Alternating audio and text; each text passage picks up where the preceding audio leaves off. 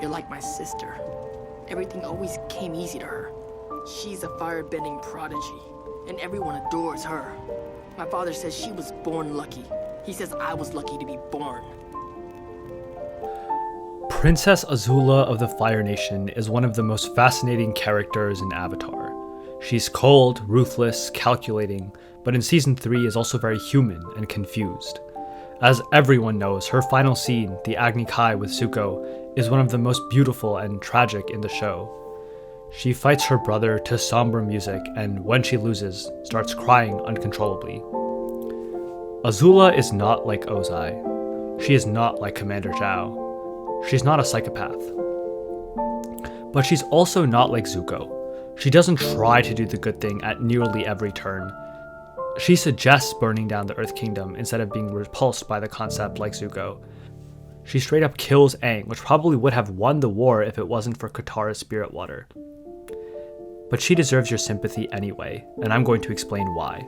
I'm going to prove to you that Azula isn't some irredeemable psychopath, and it starts with this scene. Here, Azula manipulates Zuko into revealing that he's been visiting Iroh in the prison. But instead of threatening him, she just says, "Be careful, dum-dum." Grey Delisle, the voice actress for Azula, does a fantastic job here. Azula isn't telling Zuko to watch his back or saying that she doubts his loyalty to the Fire Nation. If she did, she might have had a guard listen in on their conversations or have Zuko followed or something. But she's just genuinely concerned for her brother and the image he might portray by visiting Iroh. Some people think Azula was even concerned for Zuko back in the catacombs when she asked him to join her. I personally think this is just manipulation, but I wanted to point it out. That scene, nonetheless, is very different from this scene back in the Fire Nation, where the voice acting and the context seem to suggest that this time, off work hours, she actually does care about her brother. And then we get the beach episode, the one that humanizes all the villains, Azula, but also Mai and Ty Lee. This is the first time we really see Azula outside of her normal context of being a Fire Nation soldier. This is the first time we get to see her be a kid. A normal, well, maybe not normal, 14-year-old girl. And she displays a whole new side to her. When Ty Lee gets more attention than she does from boys, she feels jealous and lashes out. And then once Ty Lee starts crying, she comforts her and even has the emotional intelligence to explain her feelings. That's a pretty big realization for a 14-year-old. And then when Zuko visits the beach house, she says, "Come on, this place is depressing." Once again showing concern for her brother. You could maybe write off the Ty Lee scene to Azula just being manipulative, but not this one. She didn't need to go out of her way to grab Zuko. She wanted to, because she cares about him. Of course, she does try to kill him later, multiple times. But in this moment, before Zuko betrays the Fire Nation, she's not a soldier or the princess to a genocidal empire. She's just a girl looking out for her brother. And probably the most human we get from Azula is the finale and her mental breakdown following her defeat. There are a ton of videos dissecting this, so I won't spend too long on it, but after the final Agni Kai, she's just bawling. The smug facade has shattered, and we're left with the broken shell of a girl. A former princess who realizes she's not only lost, but is truly alone in the world.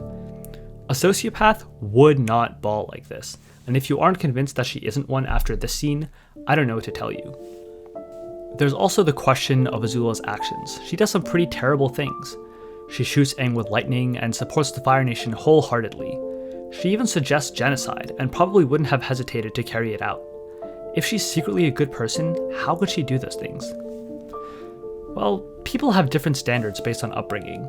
A few hundred years ago, it was common for people to have duels. We've all seen Hamilton and know that Aaron Burr killed Hamilton in a duel, but a few hundred years before that, it was actually common to actually kill each other over nonsense. Does that mean all those people born back then were psychopaths? Compared to our standards, maybe. But that's just because of societal influence, just like it is with Azula being raised in the Fire Nation. Azula just doesn't know any better, and here's where we go back to Ozai's words. I'm far from the first one to say this, but Azula wasn't born lucky. Zuko was the one born lucky.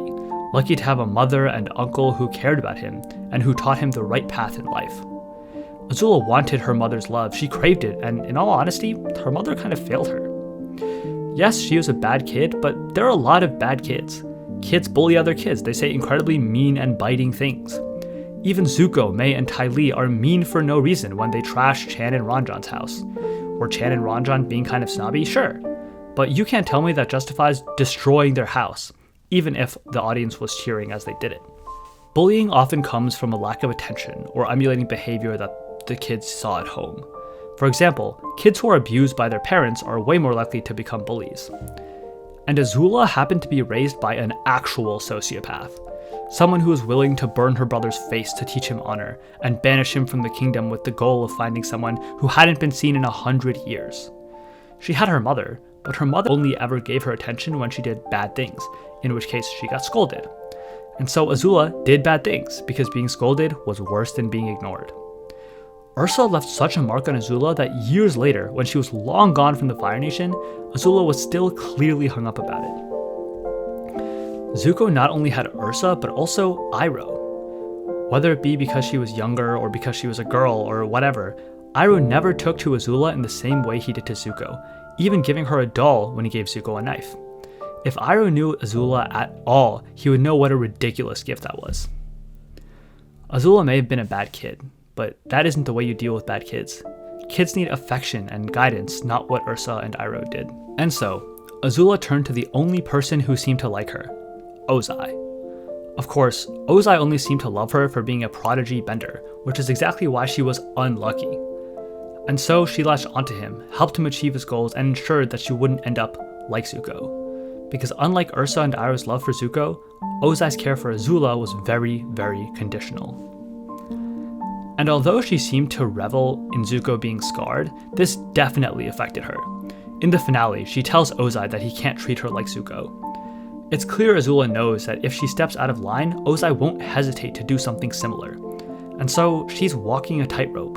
She needs to be perfect for her father, or else she's afraid that he'll do unimaginable things. Okay, so we've established that Azula has redeeming qualities, that she's a product of her environment, but those on its own don't mean she's redeemable. After all, the US used to bomb Middle Eastern countries like crazy in the 80s and 90s. That's why so many people joined terrorist groups, and that's a reason why there's so much hate for America in that part of the world. But all that obviously doesn't mean Osama bin Laden was justified for doing 9/11. I don't know what the threshold for redemption is, but I just want to note that the fandom seems to agree that Iroh is redeemed. Iroh, who in his younger years joked about burning Ba Sing Se to the ground. Iroh, who is perhaps the Fire Nation's top general and surely killed his fair share of enemies in his day, if not directly, then definitely through his army. The reason we forgive Iroh is the same reason we could forgive Azula. They didn't know any better. We saw in the headband the way that Fire Nation kids were taught. They're brainwashed into thinking the Fire Nation was in the right, that they're the greatest country in the world, that the war was just their way of spreading that greatness. Iroh and Azula didn't just get this education, they got the most intense possible instance of this education at the best schools in the Fire Nation. They had it drilled into their heads from the moment that they were born. To the Fire Nation, Azula wasn't an insane princess trying to conquer the world for glory. She was just trying to spread the Fire Nation's greatness. What's so wrong with that? And that's why Zuko was born lucky, because he had people around him to break that spell. Azula had no one. Azula didn't get to meet Song or Lee or Jin and be exposed to new viewpoints. She didn't have Iroh. She was at the mercy of Fire Lord Ozai and the Fire Nation education system. Now, look, I'm not saying that Azula is as good as Zuko. She very clearly isn't, even when they're both children. Zuko shows compassion numerous times, and Azula is manipulative and a bully. But Zuko having a lot of good in him does not mean Azula is irredeemably bad. She's just a child, just 14 years old, and still with plenty of time to learn and change her ways. The path to redemption would not be easy for Azula. Redemption isn't something that is just handed out. You have to earn it, just like Zuko did. And if Azula were given a path to redemption, it would probably take a really long time to undo everything she's learned in the Fire Nation, and an even longer time for the world to forgive her. Azula did some terrible, terrible things, but she's also just 14. She's a brainwashed child, and she deserves a chance. If you like this video, please consider subscribing. I make Avatar and anime content twice a week, kind of analytical but also lighthearted.